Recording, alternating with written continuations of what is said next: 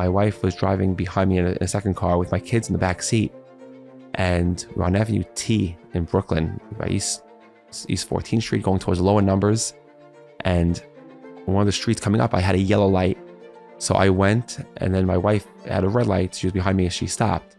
And thank God, I have a habit. I look in the rearview mirror, and I see two guys like come out of wherever it was. No way. Yeah, and one guy stands in front of her car, like his hands like up, trying to intimidate her so she doesn't drive further. And another guy goes to the passenger side door in the front seat and starts like he's trying to get into the car. Welcome back to another episode of Inspiration for the Nation. And this episode with this guest is different than anything I've ever done. I interview a lot of people, usually Jewish people, but different people that I interview are high up in the ranks of where they are, whether they're a rabbi or the head of an organization or doing great things in the world. But rarely do we have someone that is so high up in the New York Department of the police force and wearing a yarmulke proud. In this episode, I talk with Inspector Richie Taylor about the importance of being proud of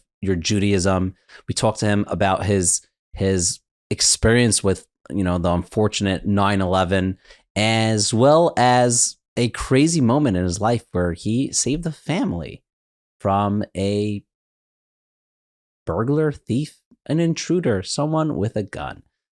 This episode is in memory of Shimon David ben Yaakov Shlema, as well as Miriam Sarah Bas Yaakov Moshe. In this episode, you will also hear my key secret ingredient to growing this podcast. If you have a podcast of your own, or you love listening or watching this podcast, I'll tell you one of my secrets, but stay tuned, so you'll hear that in middle. Also, this episode is in memory of 4 very special individuals who were murdered in the Holocaust. Although they are no longer with us, we still remember them, and their neshama shehav aliyah. Their names are Esther Malka Bas Rab Yosef, Noach Yaakov ben Shlomo, Miriam Beindel Bas Shlomo, Bina Bas Rav Pinchas Chaim, all 4 very special individuals from the same family. They're no longer with us, but we'll never ever forget them, and their neshamas have major aliyahs. Also in memory of Shlomi Yehuda ben Michal, someone who died during the Holocaust, who was a special neshama and from a special family who did incredible things for Klal Yisrael. And although he's no longer with us, his memory lives on, and his neshama should have a tremendous aliyah. Now, here's my conversation. I'm Yaakov Langer, and you're listening to Inspiration for the Nation. Here I am with Inspector Richie Taylor.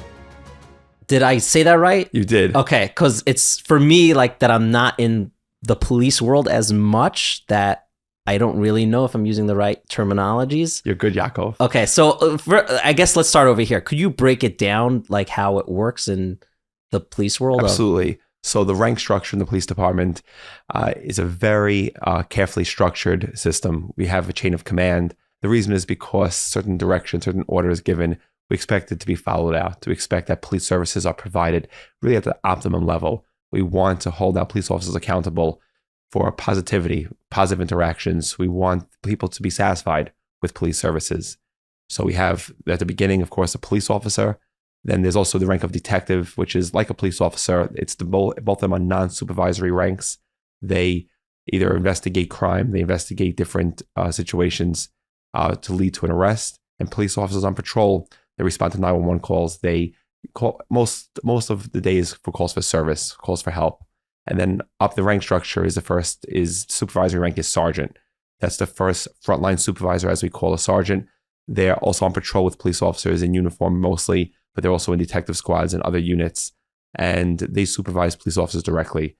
Then above a sergeant is lieutenant. It's more of a white shirt position, a managerial position, where lieutenants make sure that sergeants and police officers, detectives are doing their job. Then the first rank of the executive corps is the captain rank. Captains supervise either a precinct or a big specialized unit. They make sure that also that lieutenants, sergeants, detectives, and police officers are doing their job. Above the rank of captain is only appointed by the police commissioner. And that first rank is deputy inspector. Deputy inspectors also supervise captains and the ranks I mentioned. And then after the rank of deputy inspector is the rank that I currently hold, which is the rank of inspector. the rank of inspector, also supervisors, deputy inspectors, captains, lieutenants, sergeants, detectives, and police officers, and past the rank of inspector, the ranks of chief and the police commissioner. Wow. Okay. So I have like 17 questions that I thought of while you explained the breakdown, and I want to get more into it. But I first want to go back. I want to go back into your history of where you grew up and what was that like? So growing up, I grew up in a nice traditional household, Manhattan Beach in Brooklyn. I have a younger sister, 2 years younger than me. Went to public school.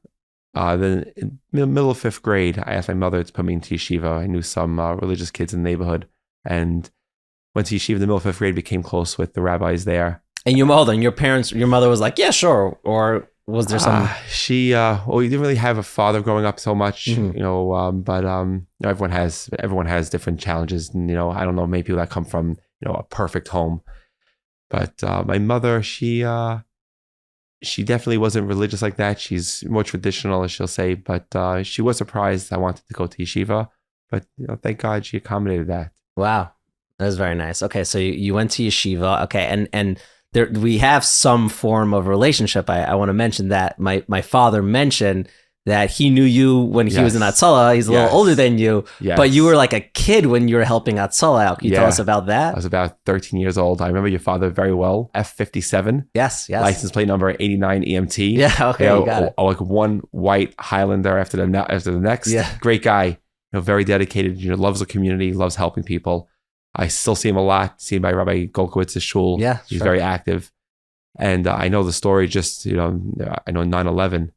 I know that he was in the home of Mrs. Biegeleisen. Yeah, Shimmy Biegeleisen left home. Right. When Shimmy called his wife, he was trapped in the World Trade Center, and he was on the phone with his wife, and he was telling her what was going on.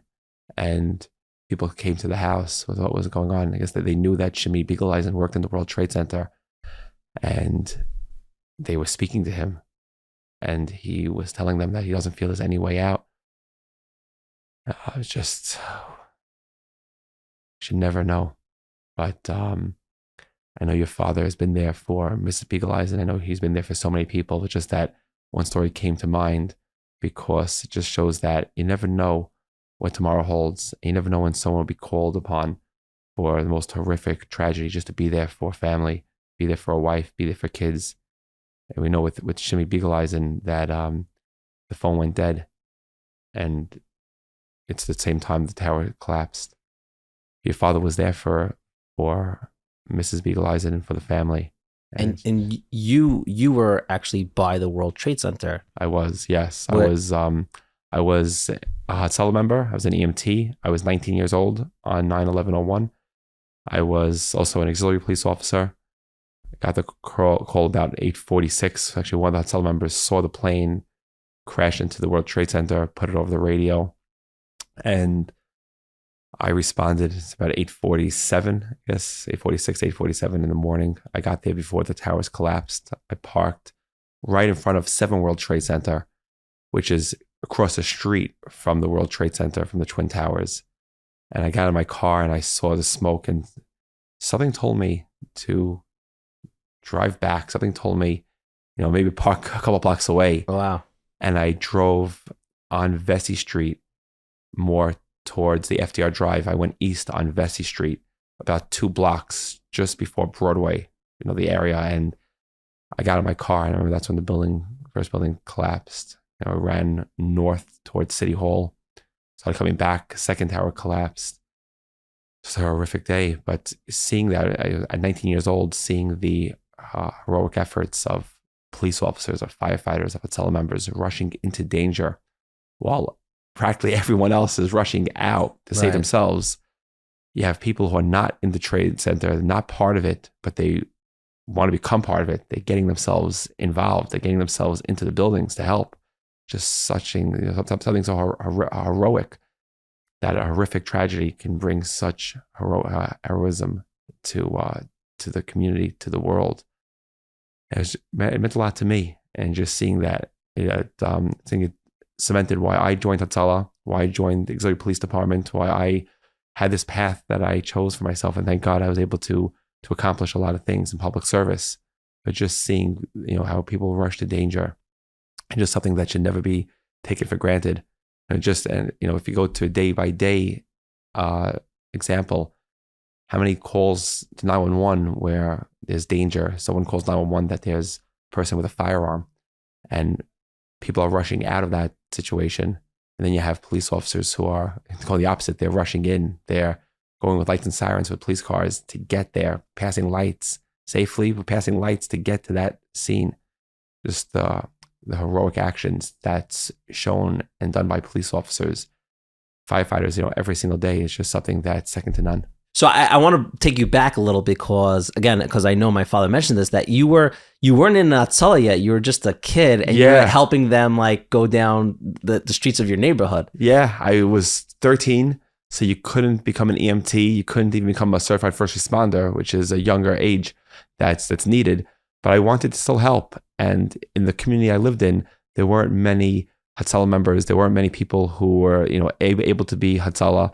But there was a great need of Hatzalah there because of the large elderly community in Manhattan Beach and in Brighton Beach. So a lot of call volume was there. And there's interesting thing is that there's a lot of streets that you couldn't find on a map. It's Brighton First Court, Brighton First Road, Brighton First this, and it's complicated. And this is way before Waze, right? Yes, and the Waze other and GPS, not around. Exactly.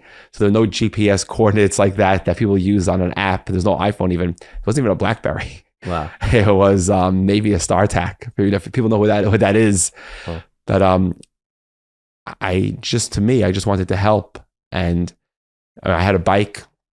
I used to go out to see the ambulance, coming over one of the main streets, like Coney Island Avenue or Ocean Avenue, and I used to tell them, follow me. And to me, it was just, helping out. But then hearing from the Hatzalah members years later, hearing like from your father, who says it a lot, and being at a Kiddush on Shabbos and people coming over and saying this, I was actually surprised at first. So people saying that when that call came over, and it was a serious call, cardiac patient, difficulty breathing, no relief to nitro, they have to get there. And they were in the ambulance. They just wanted to get to the neighbor. They figured they would figure it out. And they said all of a sudden, this kid would just like flag us down with a flashlight or like the lights on the bike and say, yeah, you follow me. And they say, we follow you. Who are you? Yeah, well, I know you're going to the call on whatever address, follow me. They were shocked. And I would just bring them there. To me, it wasn't a big deal. To them, they said it was like a guardian angel delivering them to this call that they had no clue to get to. But to me, it was just, helping out. I think it just shows a message that a lot of times it's the little things in life that mean so much to people. Me, just bring them to that call, me on my bike, just saying, yeah, follow me. I know exactly where it is. It's not a big deal for me at all, not a big deal. But to the Hatzalah members, to try to find a patient in distress of a cardiac arrest situation, God forbid, that they have to get there, difficulty breathing, no relief to nitro, childbirth, whatever the case is, they got to get there. And to them, they're distressed because they can't find that address. They're going back and forth. And then to the patient, how much more so? The patient needs EMTs and paramedics. They need an ambulance, and every moment is it could be life. It is life and death a lot of times. And to me, I was just helping out by showing them where to go. But if you think about it, it's life and death. And I guess I thought then, how important it was, but it wasn't a big deal to me. And just thinking about how much that meant to a patient, to the patient's family, to the Hatzalah members themselves to try to help and get there, just shows that in life. You don't have to be the EMT. You don't have to be the paramedic. You don't have to be the doctor. You just have to do something. Just sometimes even a guiding hand, sometimes just a listening ear, sometimes just a smile can really go far more than a lot of times than the person giving the smile can realize. You don't know what's going on in people's lives. You don't know what's going on in the situation. And just being kind to someone just goes a long way. And that could actually be the difference between sometimes life and death to somebody, that they need that so bad. That's really beautiful. And something that I want to bring up is that your father-in-law is a big Hatzalah guy. Yes, long time. Tell me about that relationship. Did you know him before you got married? And how did that come about?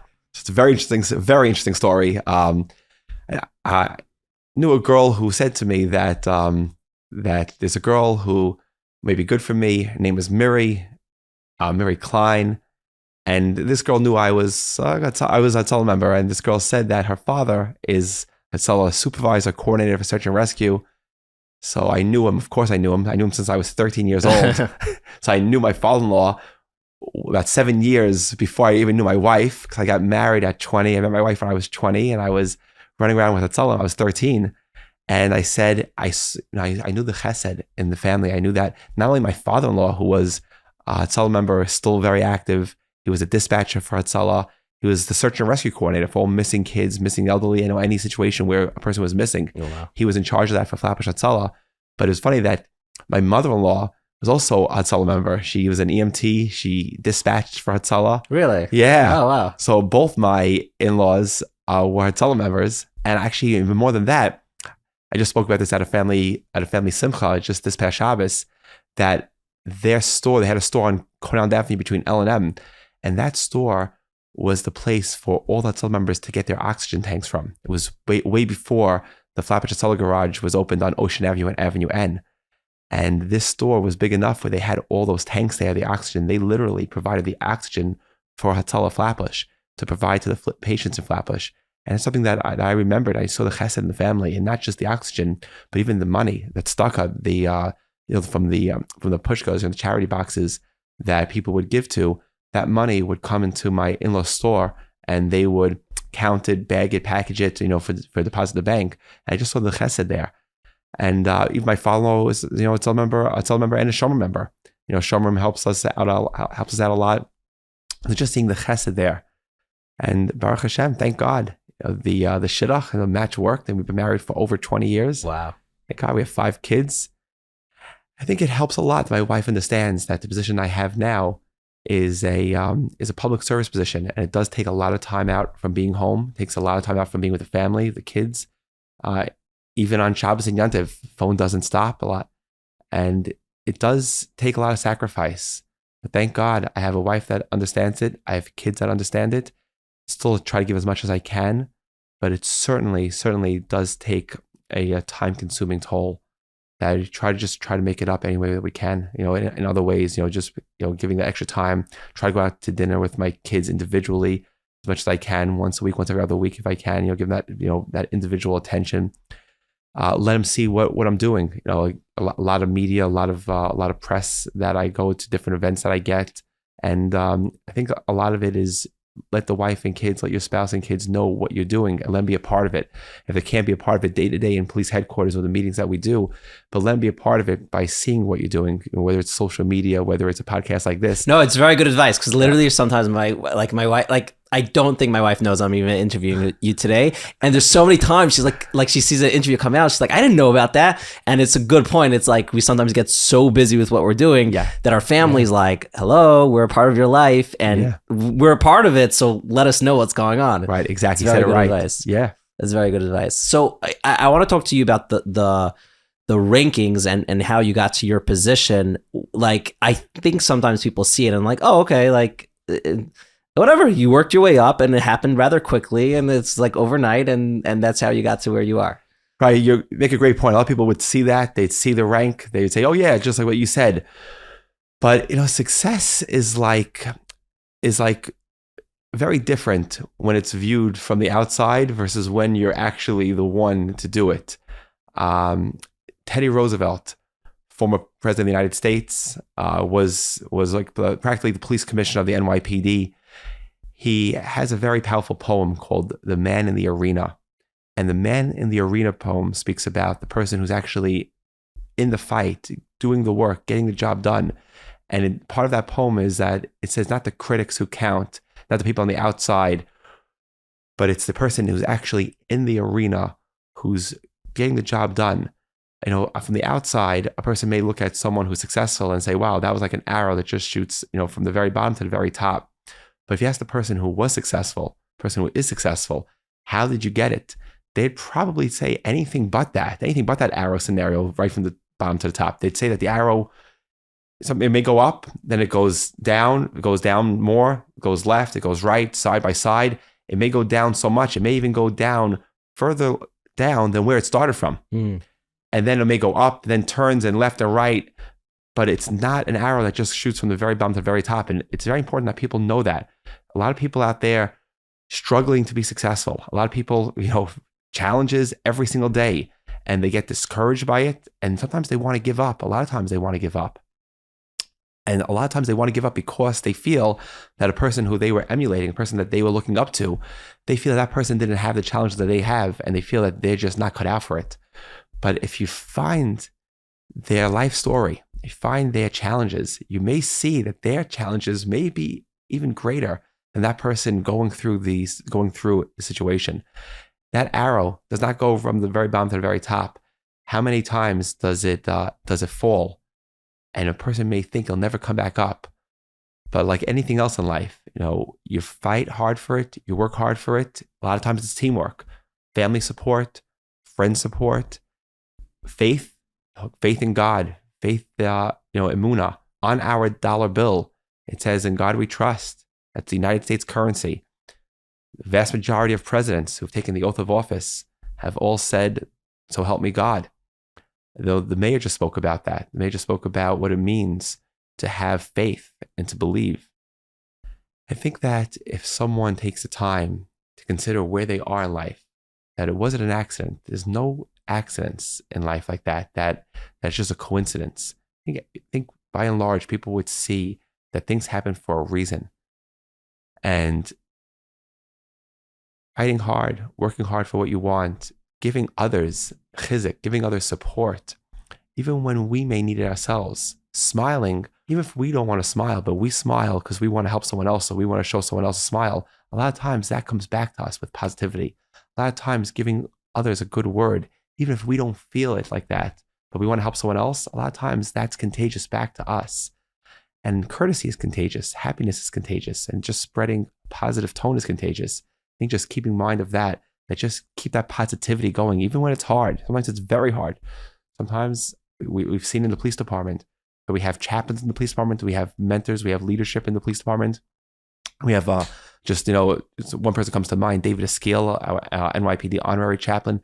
We have people that really go into families to help who are experiencing most horrific tragedy, loss of a loved one, the most dire situation.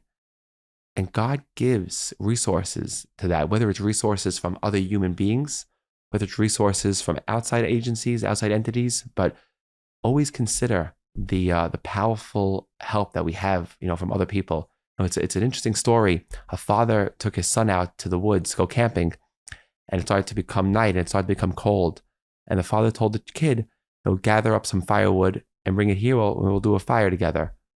And the kid says, "No problem, Dad." But the father knows that the wood is heavy and the logs are heavy. So the father says to the kid, just, if you need help or anything, just use all the resources of your surroundings. Use all your resources. Use all your help. And the kid says, "Got it, Dad." And the kid comes back about a half hour later or so, and he's struggling with this heavy firewood. And the father says, "Well, what are you doing?" So the kid says, "I'm trying to get this over here. It's just..." So the father says, "But son, I told you, why don't you ask me?" So the son said, "I don't want to bother you." But the father says, "But I told you, use all the resources you have here, use all the help." And the son finally realized, he says, when the father said, "Use all the help you have," that includes him also. He was there. He's there to help. A lot of times we don't consider, we don't realize, we don't think about who's there to help us. And that's a powerful, powerful story, that use every amount of help that you can get. Don't struggle with the wood. The father said, especially, use all the help that you have here and use me. But always use what you have there. That's really, really beautiful. And I want to get into I guess more of your day to day and past experiences of being, on the police force that you've had. So what does a day for you look like? So every day is different. Mm-hmm. I'd say that. In my position, I am the commanding officer of the NYPD's Community Affairs Outreach. We work out of police headquarters. Every day is different. I supervise all community affairs officers in the city. Every community affairs officer, whether they're assigned to a precinct, whether they're assigned to a borough. There's 77 precincts in the city. We have 8 patrol boroughs. We split Brooklyn, Queens, and Manhattan into a south and a north. So we have 8 patrol boroughs, although there are 5 boroughs of New York City. So I make sure that we have that communication with community members, with civic organizations, elected officials, community leaders. Our clergy is big. We make sure that every house of worship gets visited by community affairs officers, that we have a relationship with stakeholders, whether it's our business leaders, whether it's people in nonprofits that just want to help and want to extend that help to others. We'll help with food deliveries. We'll help with kids who are going through hardships. We'll go into schools. We have a school safety division. We go into schools, talk to kids about crime, about repercussions to crime, about gang awareness, about violence. When a kid picks up a firearm, a lot of guns out there. The mayor talks about it every day. A lot of guns out there, a lot of challenges in law enforcement. Some laws have been passed that impeded on law enforcement's ability to really keep people safe, but we're still doing the job. We're still working very hard to keep New York City safe, to make sure that people also feel safe, just as important.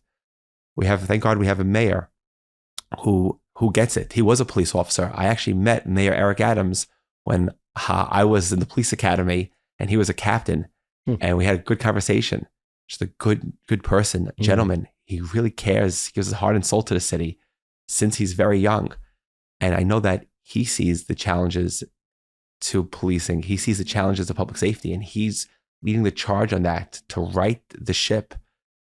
And there's a lot of hands on the steering wheel. You have a big ship in the ocean going the wrong way for many years, that it's not just, the mayor's hand on the steering wheel to turn the ship the other way. There's a state legislature. There are district attorneys. So he's fighting as much as he can to steer this ship back on course. But we have dedicated police officers who really go out day in and day out. They suit up in the uniform that I'm wearing. They put a bullet-resistant vest on. They get into that police car, and they really want to make an impact in this city. So my job is just to keep that communication of the police department and the community together, because we can't police New York City only as a police department alone. We need the public's help. We need the community's involvement.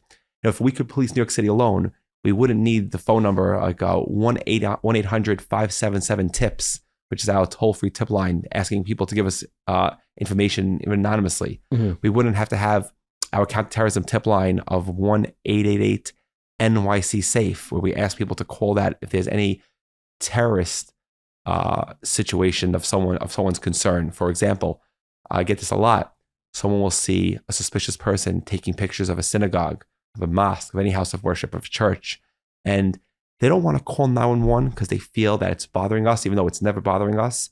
But still, people don't want to call 911 a lot of times if they see a suspicious person, or they see a suspicious package, even a suitcase, a bag sitting by a house of worship or by a transit hub. But we have a great resource in New York City that people can call. This way, they're not calling 911, so they don't have to feel to take up an emergency line, but they're still letting us know what's going on. And that number is 1-888-NYC-SAFE. Toll-free hotline. It comes to our counterterrorism bureau, at our intelligence bureau. We'll, vet that information. We'll see, is there a nexus, something that we're looking into already? Is there a new lead that we'll look into something? And it's just whatever it is. It's just a great idea that someone who doesn't want to call 911 but just wants to let us know about something, to call that number. But that's why I say we need the public's help. We need to know what people see out there. If you see something, say something. Right? You know it exactly. Yeah. No, it's that line is drilled in my head. Yeah. We're going to be right back to our conversation with Richie Taylor. Goodness coming up. But first, let me tell you about one of my favorite WhatsApp statuses to ever exist. Sparks of the Nation. I have nothing to do with them. I know the nation part sounds very similar, but the similarity is the fact that this is long form inspiration for you. Sparks of the Nation is a WhatsApp status, a WhatsApp group that they find the moments that are behind the scenes in the Jewish nation, where just beautiful chesed, kindness, good things, stories that make you feel good and feel proud to be a Jew. So if you want the inside scoop of what's going on in Klal Yisrael, join the best WhatsApp status that you probably didn't join yet, or you did join and you're like, oh my gosh, everyone needs to be joining this. So go ahead and look in the show notes for a link. You tap that link, boom, you'll be inside the WhatsApp group, the WhatsApp status. You'll enjoy them. You'll see stories of Gedolim, stories from people that passed away that like more people need to hear about. You'll see moments in Eretz Yisrael, in America, wherever. It's everything and anything to make you feel proud, feel pride as a Jew, to be happy, and it will give you chazek,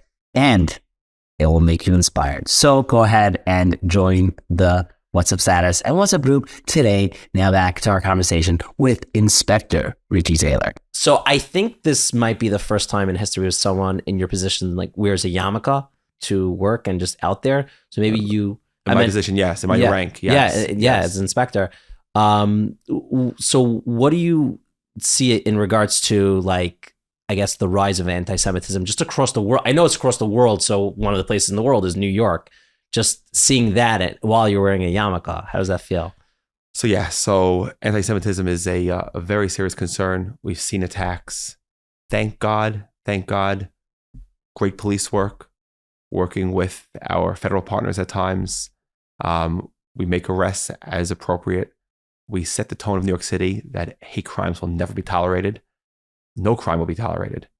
But how much more so an attack on a person because of their religious belief, an attack on a person because of their way of life.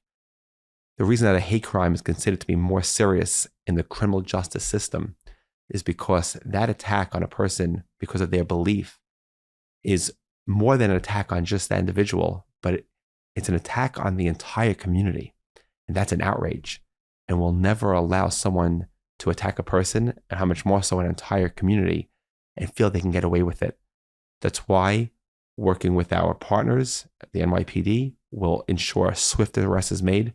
We have a great squad at the Hate Crimes Task Force. I speak to the commanding officer every day. We will always ensure that for the victim, there's swift justice as much as we can as a police department. We'll ensure that arrests are made swiftly, as fast as we can, legally, appropriately, as a police department. And we'll ensure that that's followed through the whole way throughout the criminal justice system as much as we can. There are 3 branches of government, but from the police department's point of view, we'll do everything and anything for victims of crime, especially hate crimes that we take very seriously. But yes, certainly very concerning anti-Semitic hate crimes against the Asian community, hate crimes against any community, take very seriously.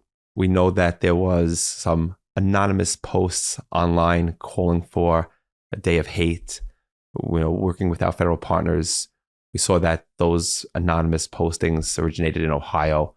A group of people, not big, they want to stir up fear, stir up hate in the Jewish community. Because of that, NBC News actually reached out to us.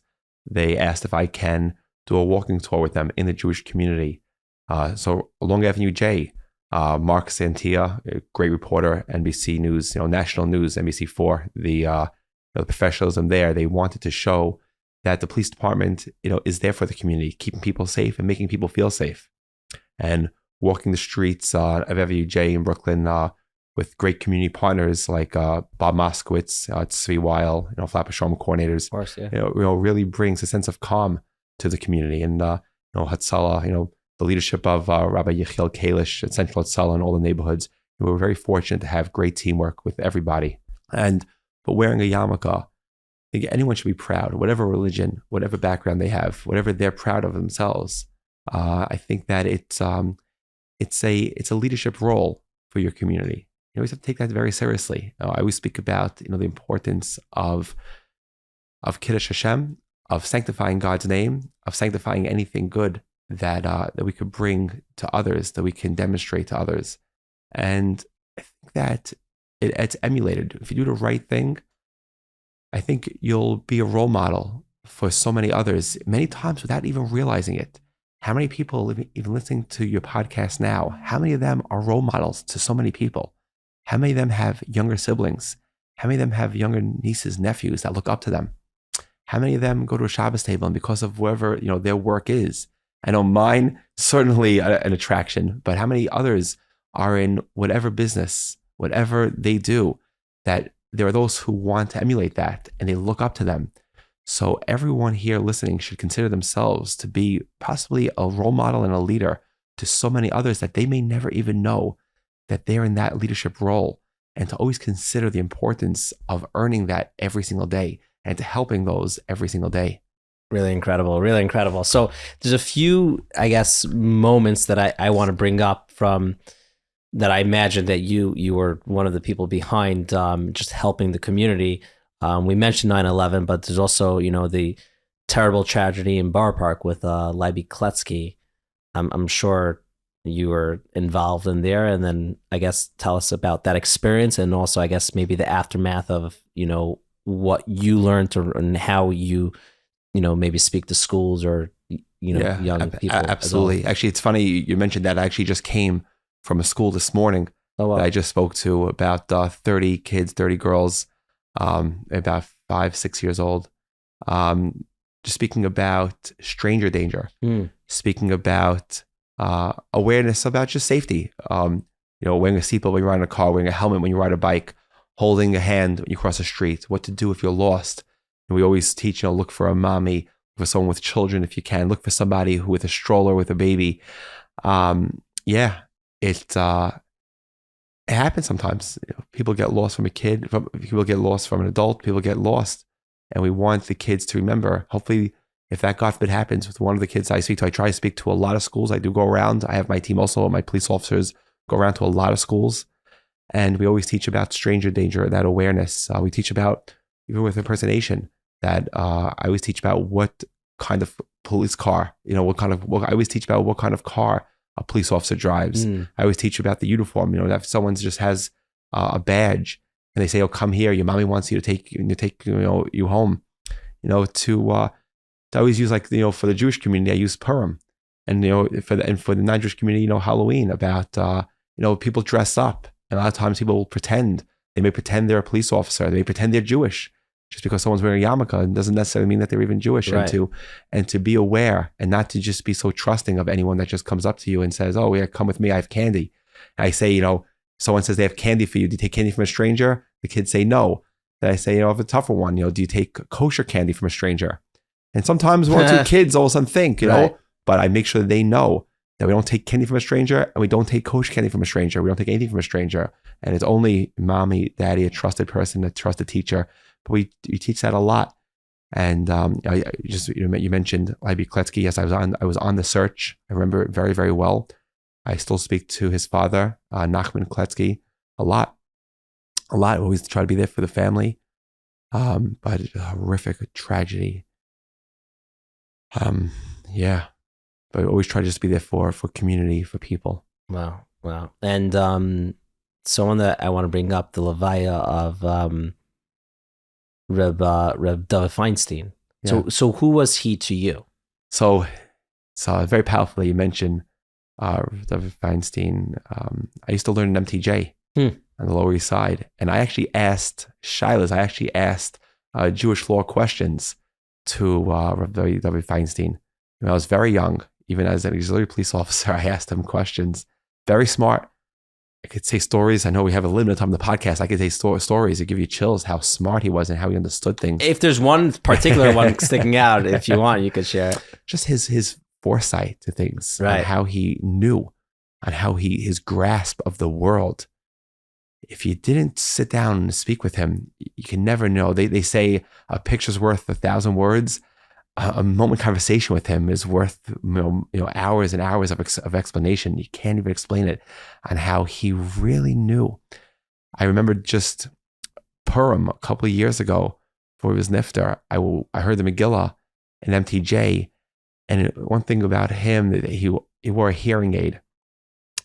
And it's interesting with the Jewish law question. There was a woman who had to put cotton in her ear. She couldn't really, immerse like in a mikveh, in a ritual bath, without some type of border. And he said, this is going back many years ago. Rav David Feinstein's father, Rav Moshe Feinstein, would say, Gadol Ador, would say that a woman can have that cotton in her ear. But there was a whole Jewish law discussion about that. But he spoke about even microphones on the Sabbath and the use of microphones. But Rav David wore a hearing aid. And he was frail. He was about 90 years old. And for the reading of the Megillah, he actually, instead of sitting in his seat, very close to the person who reads the Megillah Esther, he actually stood next to the person who was reading the Megillah on the bima without his hearing aid on. And Megillah's not so short. No. Right. And he was still fasting, I'm sure, still that night. And the Megillah is not short. And he was standing next to the person who was reading the Megillah. Just the strength that if if a 30-year-old or 40-year-old or 50-year-old person feels that they don't have the strength to do something, consider this story that Rav David, I think the Purim before Rav David was nifter, Wow. he was standing next to the person reading the Megillah. He just wanted to hear without the hearing aid. And I just felt that was so powerful, the strength, the energy. And this is after a day of fasting. But my position, I was very fortunate to have the schus that I got the phone call Erev Shabbos, just about an hour before Shabbos. I got a phone call from the leader of MTJ who said that the Rosh Yeshiva of the Feinstein wasn't doing well before Shabbos, and they made him speak to me, again right before Shabbos, or they don't know how it's going to go. But I remember getting the phone call Motzei Shabbos that they were already preparing for Levaya, and it was during COVID, and they wanted to have, of course, respect for the Rosh Yeshiva. They wanted to still, have people given the opportunity to come to the Levaya at MTJ in Lower Manhattan, but they also had a Zoom option for people, and they were encouraging that. And I remembered that I was at the scene, I was at the Levaya.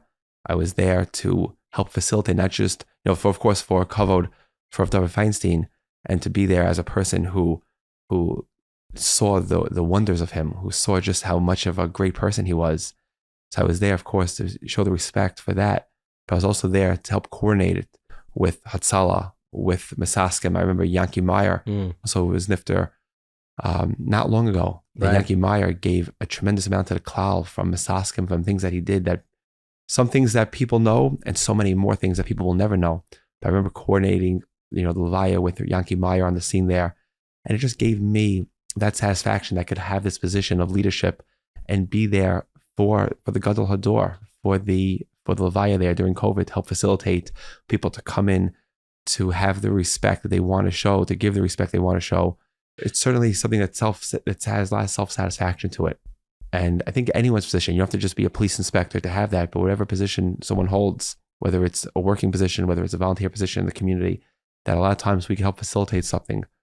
It just meant that much more to me on a personal level for the Rosh Yeshiva, who I not only knew, but someone who I learned with, someone who I asked questions to. Right. Yeah, that's deep. Very special. So I'm going to ask a question. I might sound very ignorant here, but forgive me. The only stupid questions are the ones that are not asked. Okay, good. Okay, well, so then I have a lot of questions then. Have you ever been in a position where you had to pull out your gun on someone? Yes, I have. One time that just comes to mind now. I was actually off duty. It was the day of my wife's grandmother's Levaya. Oh, wow. It was about 11:30 p.m. We had to return a car somewhere. I guess from the Levaya to the cemetery. We were going wherever it was. But I remembered that I was in my car and my wife was driving behind me in a second car with my kids in the back seat. And we were on Avenue T in Brooklyn by East 14th Street going towards lower numbers. And one of the streets coming up, I had a yellow light. So I went, and then my wife had a red light. She was behind me as she stopped. And thank God I have a habit. I look in the rearview mirror and I see two guys come out of wherever it was. No way. Yeah. And they, one guy stands in front of her car, his hands up, trying, to intimidate her so she doesn't drive, further. And another guy goes to the passenger side door in the front seat and starts he's trying to get into the car. I make a U-turn, came, back to the scene. And I remember I put them both at gunpoint. And because I was off duty, I didn't have much on me other than my phone, my gun, my shield. So I identified myself as a police officer, and I put them both at gunpoint. And I called 911. And I know she was on the phone, I think, with her father-in-law, or maybe her brother-in-law, by a Yeshiva house. It's day of her grandmother's Levaya. And thank God we made arrests on both of them. Wow. On the scene. Well, wrong family to mess with. Wow. Thank God you were there. Okay, that's scary. That's scary. We will be right back to my conversation with Inspector Richie Taylor. And folks, stick around. The best moment from our conversation is coming up. Wild story.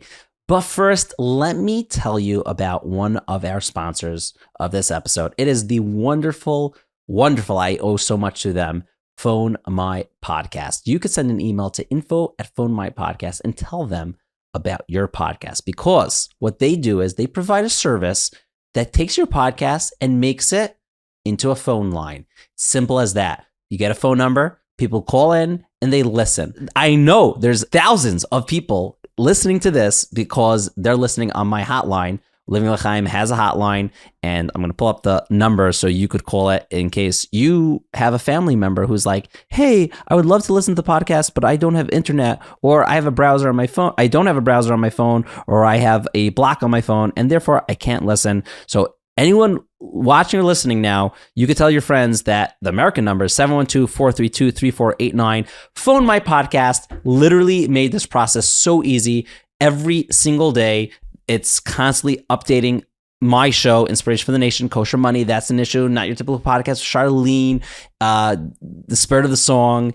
And every day, anyone who doesn't have internet, doesn't have a smartphone could call up, whether I have an American line, we have an Israel line, we have a UK line. Phone My Podcast is the place to grow your podcast or to grow your share. It is so easy. I love working with them. The people there are fantastic. So send an email to info@phonemypodcast.com and they will take care of you. They're the best, the very best. And I truly owe so much Hakaras Tov to them for helping me grow Living L'Chaim to so many folks that would not have had access before. I'm forever grateful. I love them, and you'll love them too. Now back to my episode with Inspector Richie Taylor. You mentioned before Hatzalah, and you're a member. Are you still a member of Hatzalah?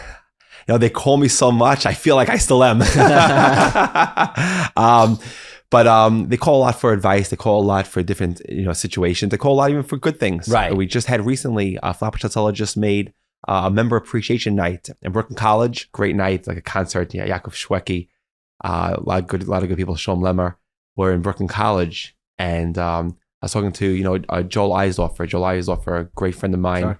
Sure. He serves as the senior advisor to the mayor.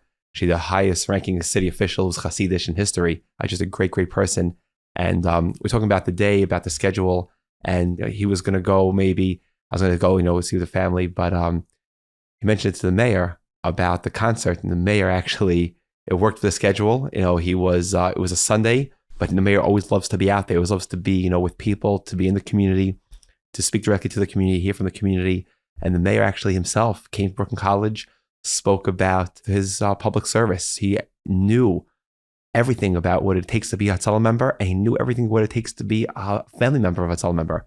He said, I know the wives and kids, you sacrifice a lot when your husband, when your father goes out on that call. He says he knows it because he was a police officer, like I mentioned, and he knows what it feels like to go, onto the streets to answer that call for service. And it was just very powerful. The mayor himself, he actually said he is an honorary Hatzalah member. Right, he feels that, when you have a great organization, when you have a great leadership and great people working together, he feels he's part of that. He wants to support that, whether it's from the city, whether it's impersonally. He just loves to see good things going on, people being helped, and he just loves that. And I remember even that the evening they had another event, My Extended Family, Rabbi Vigler, and also with the mayor, with Joel Eisdorfer, and the mayor spoke at that organization's dinner, and he said that he came from a broken home, and he said that he remembers, because My Extended Family, it's kids from broken homes with hardships. He said that he remembered a time where his mother was, always had, it was a budget for the week. And a lot of times, they'd have to struggle. But he remembered that some woman in the community came over with food, like a half box of spaghetti, said like half a box of this, half box of that, pancake mix. And he said that he realized that people are helping him and his family. And even though maybe they may not have had the resources to go out themselves to get stuff, but they would just give him whatever they can to help others. And he said that he's sure that organization is helping an Eric Adams there. He said, trust me. He said, someone that you're helping, it will grow into a leadership position and it'll always reflect upon the help that they were given then. And it's so powerful that we'll never truly fully appreciate. And we help a kid, we help a child.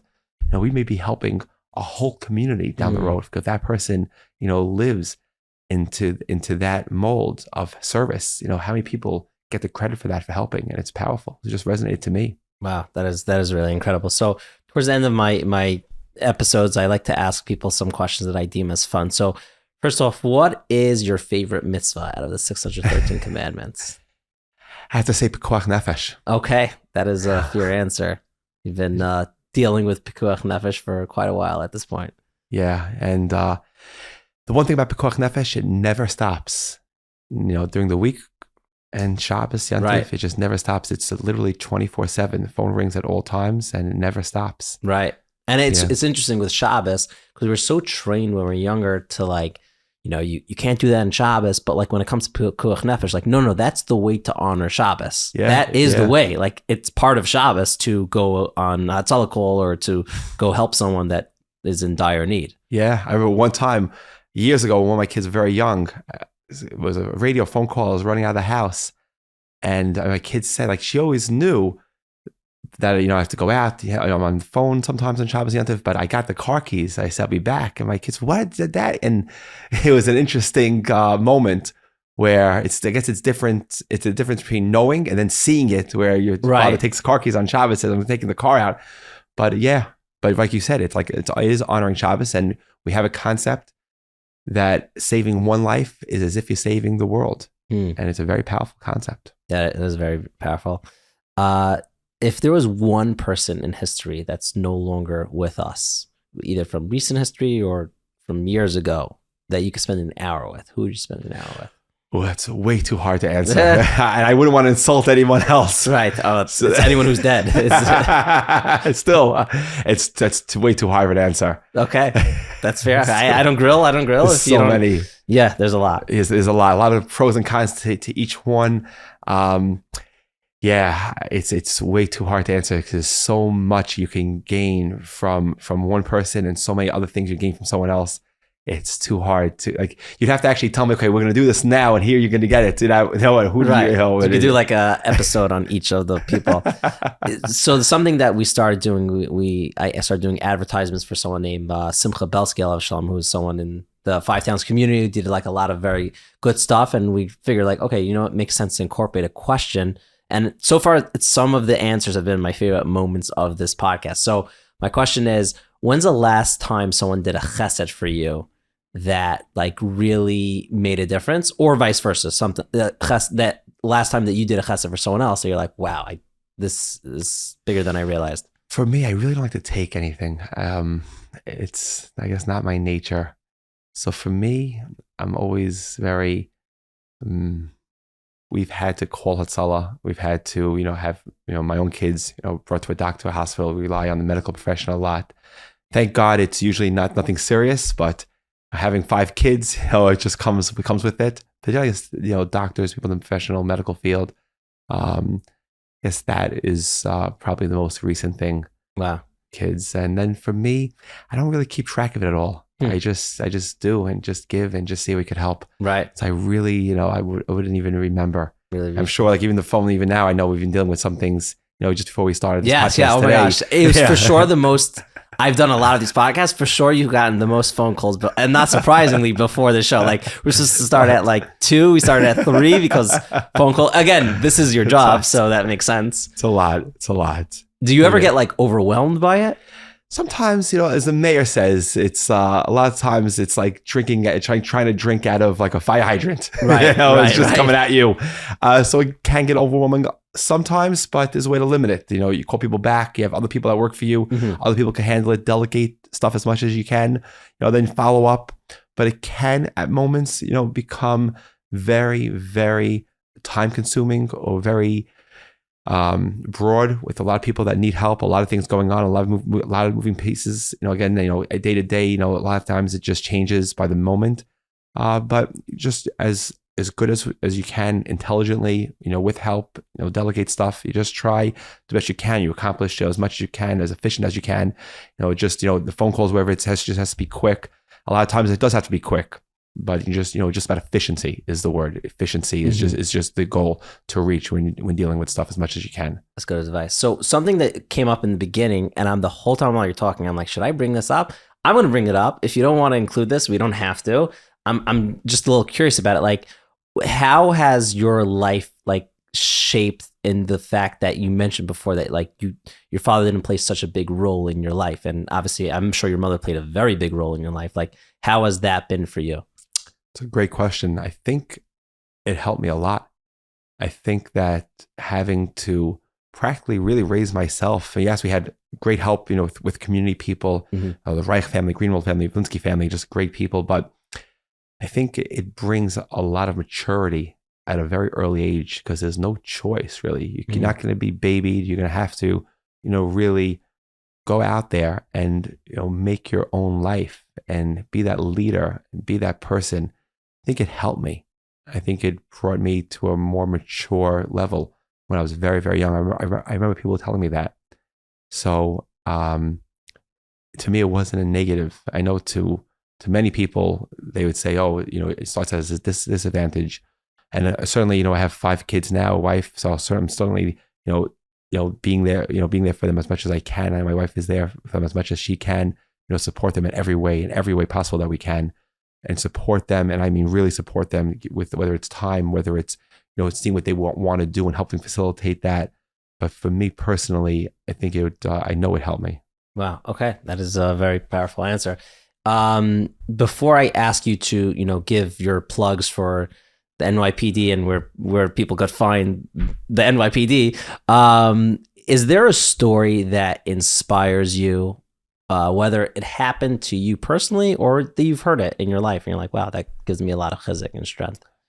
So one particular story would be hard to say, but I think looking at the leaders that we know, hearing their general stories, anyone from, I mentioned, the mayor. The mayor's very powerful story. Grew up, just really his mom and siblings. Mentioning, even you look at the police commissioner Keyshawn Sewell. Horizon, the police department in Nassau County. Chief detectives now becoming police commissioner at NYPD.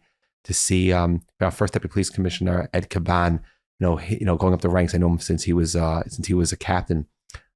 Chief Jeff Madry, the chief of department of the NYPD.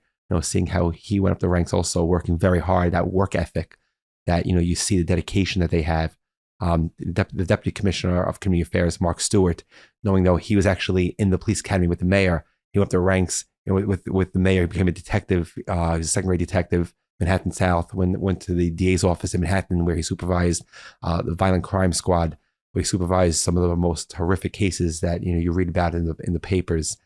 And hearing their stories, hearing what brought them to the leadership roles that they have now, I think it all inspires. So it's not really just one individual thing. I think it's a combination of so many people. And I think together, that just adds more and more and more.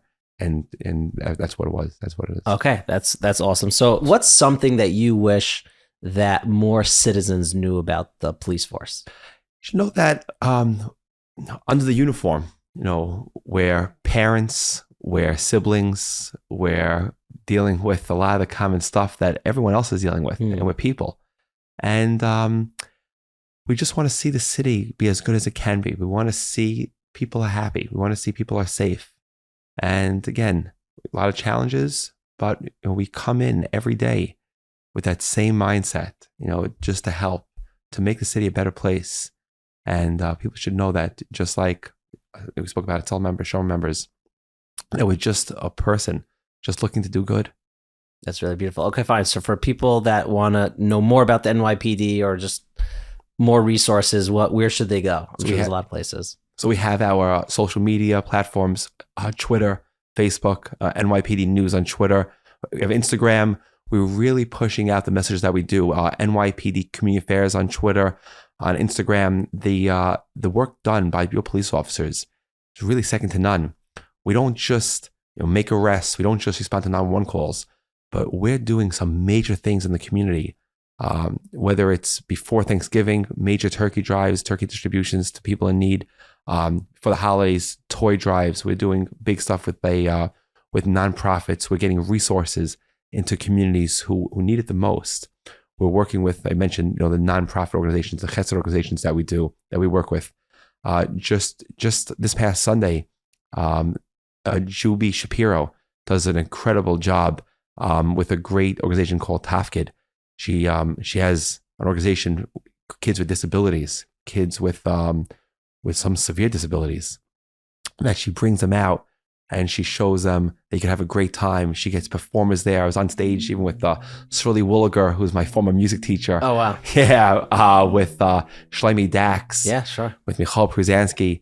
I've been to concerts for kids with the most severe disabilities, that we're able to be there with them, with my cops, with police officers in uniform, to show the kids that we're together, and wherever any way that we could help, we're going to help, and we're going to do it because, again, we're here to serve. It's not just making arrests, and it's not just that one organization or the two organizations, but it's an array of organizations. I get a call from Tonsers. Yeah, sure. Tonsers, they dance, with the kids, again, with severe disabilities. Michal Friedman, Menachem Markowitz. You have great people. I just a couple that come to mind who really go above and beyond for kids. R.E. Weiss, who's doing so much for kids to show them that there's love out there, that you don't need to have a perfect family life. You don't need to have a father or a mother. You can come from a broken home and you can really, see the positive, the God-given gifts that one has, and utilize them for the best for yourself and for others. Even if it's a night every month or two that we can, show them, a good atmosphere. I was on stage even with Mordechai Shapiro, Joey Newcomb, Yaakov Shweki. These are the singers, these are the performers that are coming down and showing these kids a great time, dancing with these kids, singing with these kids. Mordechai Ben David, Avram Fried, there's just so much that's good in people that are coming out. And the fact that as a police department, that we're invited to be a part of that, we're invited to enhance that. What's more joyful than bringing a smile to a kid's face? Really beautiful. Inspector, thank you so much for coming here Thank and you. doing that.